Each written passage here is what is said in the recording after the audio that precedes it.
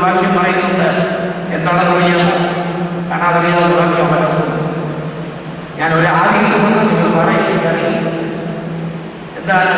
അവയിലേക്ക് നോക്കിയവർ പ്രകാശിതരായി അവരുടെ മുഖം ലജ്ജിച്ചതുമില്ല. അവയിലേക്ക് നോക്കുന്നവരുടെ മുഖം ലജ്ജിച്ചു പോകാതിരിക്കുവാൻ തക്കവണ്ണം അവന്റെ തേജസ് നമ്മളുടെ വെച്ചവനാണ് ദൈവം. ആ തേജസ് നമ്മൾ തന്നിട്ടാണ് ഈ ലോകത്തിലേക്ക് അയച്ചത്. പക്ഷേ അത് ചില കാരണങ്ങളാൽ നഷ്ടപ്പെടുത്തി. ദൈവത്തിന്റെ തേജസ് നമ്മൾ നഷ്ടപ്പെടുത്തി. നമ്മുടെ ആദ്യമായ ആദാമും ഹവ്വായും അവർക്ക് കൊടുത്തിരുന്ന വരമ്പിനെ ലംഘിച്ചപ്പോൾ ഒരു നിയമം നിശ്ചയിച്ച് അവരോട് പറഞ്ഞു, ഈ അതും കടക്കരുത്. നീ എന്താണെന്ന് നിങ്ങൾക്ക് അറിയാം, ഞാൻ ആ കഥയിലേക്ക് വരുന്നില്ല. ഒരു അതുവരമ്പ് കൊടുത്തു.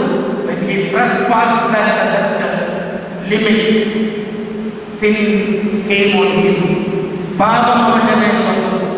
അവൻ കൊടുത്തിരുന്ന അതുവരമ്പിനെ അവൻ ലംഘിച്ചപ്പോൾ പാപം അവന്റെ മേൽ വന്നു. എന്താ അതിന്റെ പരിണതഫലം? ദൈവ തേജസ് നഷ്ടപ്പെട്ടു. ദൈവം കൊടുത്തിരുന്ന തന്റെ സ്വരൂപത്തിലും സാദൃശ്യത്തിലും സൃഷ്ടിക്കപ്പെട്ട മനുഷ്യന് അവന്റെ തേജസ് അവിടെ വെച്ച് നഷ്ടപ്പെടുകയാണ് ചെയ്തത്. ഏതെങ്കിലും പർവ്വതീസിലെ അനുഭവത്തിൽ ജീവിച്ച് ദൈവത്തിന്റെ ആ തോട്ടത്തിൽ പ്രധാന സൂക്ഷിപ്പുകാരനായോ അല്ലെങ്കിൽ അതിന്റെ പ്രധാന നായകനായോ ഒക്കെ നിയമിക്കപ്പെട്ടവനായ മനുഷ്യൻ, സർവത്തിന്റെ പേരിൽ അധികാരം കൊടുത്തവൻ, അവന്റെ തേജസ് നഷ്ടപ്പെട്ടു. തേജസ് നഷ്ടപ്പെട്ടതിന്റെ ഫലമായിട്ട് അവൻ എന്ത് സംഭവിച്ചു? വിയർപ്പോടുകൂടെ അപ്പം ഭക്ഷിക്കണമെന്ന്, വേദനയോടുകൂടെ മക്കളെ പ്രസവിക്കണമെന്നുള്ള ശാപം വേദനയുടെ ഏതെങ്കിലും വർണ്ണീസമിട്ട് പുറത്തു പോകുവാൻ കാരണമായി തീർന്നു. സ്വർഗതുല്യമായിരിക്കുന്ന അവസ്ഥയിൽ ജീവിച്ച മനുഷ്യൻ ദൈവം കൊടുത്തിരുന്നതായിരിക്കുന്ന അതുവരവിനെ ലംഘിച്ചപ്പോൾ അവന് സംഭവിച്ചത് പാപമാണ്. പാപത്തിന് അടിമപ്പെട്ടു പോയി. ഇതെല്ലാം ആരുടെ സൃഷ്ടി വരികയാണ്? ദാവീദ് രാജാവിന്റെ സങ്കീർത്തനം ചമച്ചപ്പോൾ, സൃഷ്ടിയുടെ കർത്താവിനെ കൊണ്ട് ഓർത്തപ്പോൾ അവന്റെ മനോവിരകളിൽ കൂടെ ഇതെല്ലാം കടന്നു വരിക. അതുകൊണ്ടാണ് അവൻ പറയുന്നത്, ഞാൻ എന്റെ കണ്ണുകളെ പർവ്വതത്തിലേക്ക് ഉയർത്തും, എന്റെ സഹായം ഇവിടെ നിന്ന് വരും. എന്റെ സഹായം ആകാശവും ഭൂമിയെ സൃഷ്ടിച്ച യഹോവയിലേക്ക് വരും എന്ന് പറയാൻ കാരണം വീണ്ടും കാരണങ്ങളുണ്ട്. ദാവീദിന് ഒരുപാട് കാരണങ്ങളുണ്ട് ദാവീദിന് അത് പറയാൻ. കാരണം എന്താ? വേറെ ഒരിടയിൽ ചെറുക്കനായിരിക്കുന്ന സമയത്ത് അഭിഷേകം ചെയ്യുവാനായിട്ട് ശമൂവേൽ പ്രവാചകൻ ഇറങ്ങിയിരിക്കുമ്പോൾ അദ്ദേഹത്തിന്റെ പിതാവിന്റെ സന്നിധിയിൽ വന്ന എല്ലാ മക്കളെയും കൂട്ടി വരുന്നത് ഓരോരുത്തരെയും കണ്ടു. 6 അടി പൊക്കമുള്ളവനാണ്, കോമളനാണ്, കാണുകയാണെന്നൊക്കെ എല്ലാവരെ കുറിച്ച് പറയാനുണ്ട്. എല്ലാവരും വന്നു കഴിഞ്ഞപ്പോൾ ശമൂവേൽ പ്രവാചകൻ ചോദിക്കുകയാണ്, നിന്റെ മക്കൾ ഇത്രയും മാത്രമേ ഉള്ളൂ? അല്ല, ഇനി ഒരു മതി കൂടെ ഉണ്ട്. അവനെ കുറിച്ച് നിസാരമായി കണക്കാക്കിയിരിക്കുകയായിരുന്നു ഈശായി. അവനെ നിസാരമായി കണക്കാക്കിയിരിക്കുന്ന ആടുകളെയാണ്, വനങ്ങളിൽ ആടുകൾ മേയ്ക്കുകയാണ്. അവനെ വരുത്താൻ പറഞ്ഞു. അവൻ വന്നപ്പോൾ അതിനെക്കുറിച്ച് വിവരിക്കുന്നത് എന്താണ്? അവിടെ കിടക്കുന്നവനാണ്, കോമളവനാണ് എന്നതിനെക്കുറിച്ച് ദാവീദിനെ നിശ്ചയിച്ചിരിക്കുന്നു. നിസാരനായി കണക്കാക്കപ്പെട്ടവൻ ദൈവത്തിന് തിരഞ്ഞെടുത്തവനായി തീർന്നപ്പെട്ട അവസ്ഥയാണ്. ആ തിരഞ്ഞെടുപ്പ് കഴിഞ്ഞപ്പോൾ മുതൽ അവന്റെ ജീവിതത്തിൽ പ്രശ്നങ്ങൾ ഉണ്ടാവുകയാണ്. പല പ്രശ്നങ്ങളിലൂടെ കടന്നു പോകുന്നുണ്ട്. ദൈവം തിരഞ്ഞെടുത്ത് കഴിയുമ്പോൾ എല്ലാം പട്ടുമെത്തയാണ് നാം ചിന്തിക്കരുത്.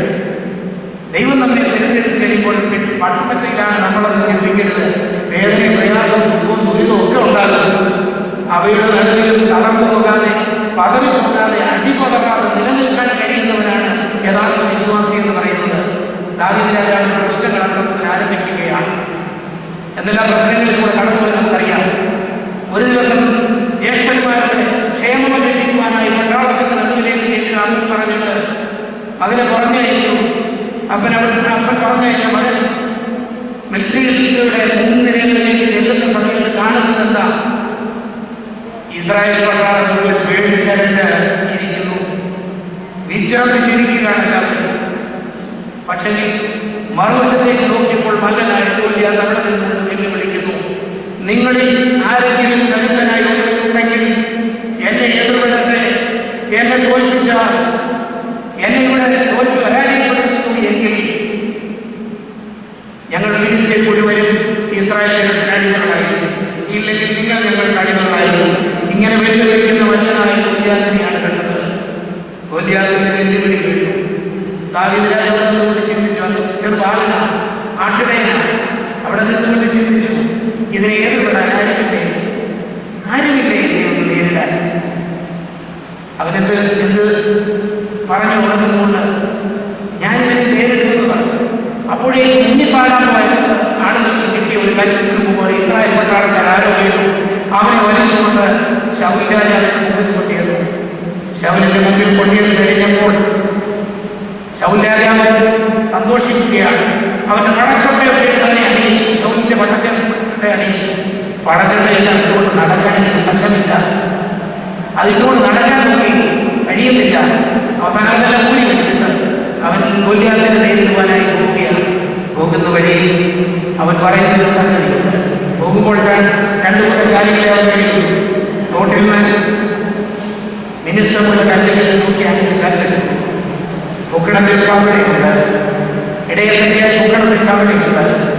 ആടിനെ ഒരു കോലുകൊണ്ടല്ല വേറൊന്നുമില്ല. അവനെ ഗോലിയാത്തിനെ കണ്ടപ്പോൾ അവരോട് ചോദിക്കുകയാണ്, എന്താണ് നായയെ ഓടിക്കാൻ വരുന്നത് പോലെ കോലും വഴിയുമായിട്ട് വരുന്നു? ഉടനെ അവൻ പറഞ്ഞ മറുപടിയാണ് സത്യം. എന്റെ കയ്യിൽ ബലമായിട്ട് പറയാനൊന്നുമില്ല, ഉള്ളതൊന്നും മാത്രം. പടവാളൻ എന്ന് പറഞ്ഞിട്ട് അവൻ പറയുകയാണ്, നീ നിന്നിരിക്കുന്ന ഇസ്രായേലിന്റെ ദൈവമായ സൈന്യത്തിന്റെ ദൈവമായ യഹോവയുടെ നാമത്തിൽ ഞാൻ വരുന്നു. എന്റെ കയ്യിൽ അത് മാത്രമേ ഉള്ളൂ, വേറൊന്നും തന്നെ ഇല്ല. എന്റെ കയ്യിൽ ഇരിക്കുന്നതെല്ലാം നിസ്സാരമാണ്. നിനക്കൊരുപക്ഷെ ഈ നിസ്സാരത്തിൽ തോന്നുന്നത് പലതും, എന്റെ കയ്യിൽ ഇരിക്കുന്ന പലതും നിസ്സാരമാണെന്ന് നിനക്ക് തോന്നുന്നുവെങ്കിൽ ഞാൻ അതിനേക്കാൾ വലുതായ എന്റെ കരങ്ങളിൽ സൂക്ഷിച്ചിട്ടുണ്ട്. നീ നിന്നിരിക്കുന്ന ഇസ്രായേലിന്റെ ദൈവമായ യഹോവയുടെ നാമത്തിലാണ് ഇരിക്കുന്നത്, വേറൊന്നും എനിക്ക് വേണ്ട. പ്രിയമുള്ളവരെ, നമ്മുടെ ജീവിതത്തിൽ എനിക്കിതെന്ന് പറയാൻ കഴിയുമോ? എന്റെ ജീവിതത്തിൽ ഭാരതത്തിലും പ്രയാസങ്ങളും ബുദ്ധിമുട്ടുകളും നേരിടുമ്പോൾ മറ്റുള്ളവർ പരിഹസിക്കുമ്പോൾ ഉയർന്നു നിന്നുകൊണ്ട് പറയാൻ കഴിയുമോ? എന്റെ ജീവനുള്ള ദൈവത്തിന്റെ സന്നിധിയിലാണ് ഞാൻ നിൽക്കുന്നത്, എന്റെ ജീവനുള്ള ദൈവമാണ് എന്നെ നടത്തുന്നത് എന്ന് പറയുവാൻ നമുക്ക് കഴിയുമോ? ഇല്ലാതെ പോകുമ്പോഴാണ് പരാജയം ഉണ്ടാകുന്നത്. അവിടെയാണ് വീഴ്ചകൾ സംഭവിക്കുന്നത്. എന്റെ സൈന്യങ്ങളുടെ ദൈവമായ യഹോവയുടെ നാമത്തിൽ ഞാൻ നിലനിൽക്കുന്നു എന്ന് പറയുമ്പോൾ എനിക്ക് നിങ്ങൾക്ക് ധൈര്യം ഉണ്ടാകണം. അവൻ പറഞ്ഞു, ഇസ്രായേൽ ജനങ്ങളുടെ ദൈവത്തിന്റെ നാമത്തിലാണ് ഞാൻ വരുന്നത്. അധികമൊന്നും നിരക്കേണ്ടി വന്നില്ല. കബഡിയിൽ സഞ്ചിയിൽ ഒരു കെട്ടെടുത്ത് ചുഴറ്റി ഒരേറെ കൊടുത്തു. അവന്റെ നെഞ്ചുകളത് കൊണ്ടു മലനായ പുള്ളി അത് നിലം പതിച്ചു. പ്രിയപ്പെട്ടവരെ, നമുക്കറിയാം അവിടെ തുടങ്ങുന്നു ദാവീദിന്റെ കഷ്ടം. ദാവീദ് രാജാവിന്റെ സമ്പാദിച്ച് മടങ്ങി വരികയാണ്. ശൗലും കൂട്ടരും കൂടെ ആ കണ്ടകത്തിച്ചുകൊണ്ട് പട്ടണത്തിലേക്ക് കടക്കുകയാണ്. പട്ടണത്തിലേക്ക് കടക്കുമ്പോൾ അവിടുത്തെ കന്യകമാരെല്ലാം കൂടെ ചേർന്നിട്ട് ഒരു പാട്ട് പാടി. ശൗൽ 1000 കൊന്നു, ദാവീദോ 10,000 കൊന്നു. രാജാവിനായിരിക്കുന്ന ശൗലിന് 1000 അവകാശം, കേവലം ഇടയച്ചെറുക്കനായിരിക്കുന്ന ദാവീദിന് 10,000 അവകാശം.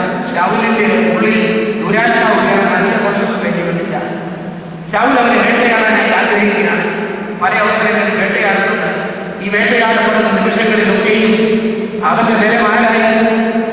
സൈന്യങ്ങളുടെ ദൈവമായ യഹോവ മാത്രമായിരുന്നു. അപ്പോഴെല്ലാം അവന്റെ കണ്ണ് പർവ്വതത്തിങ്കിലേ ഉയർത്തി. മറ്റൊരിടത്തിൽ സഹായിക്കാൻ എനിക്കില്ല എന്ന് മുഖ്യമായി മറ്റൊരു വിധത്തിൽ സഹായിക്കാൻ അവന് കഴിയില്ല എന്ന് ബോധ്യപ്പെട്ടിട്ട് അവന്റെ കണ്ണുകൾ ആ ഉയരങ്ങളിലേക്ക് ഉയർത്തി. എന്റെ സഹായം എവിടെ നിന്ന് വരും? എന്റെ സഹായം ആകാശം ഭൂമിയും സൃഷ്ടിച്ച യഹോവയിൽ വരുന്നു. പ്രിയമുള്ളവരെ, ഒരേ കുടയിൽ ശത്രുവായിരിക്കുന്ന ശൗൽ രാജാവും ദാവീദ് രാജാവും ഒന്നിച്ചുറങ്ങുന്നു. പെട്ടെന്ന് ദാവീദ് ശൗൽ രാജാവിന്റെ ജനബോധം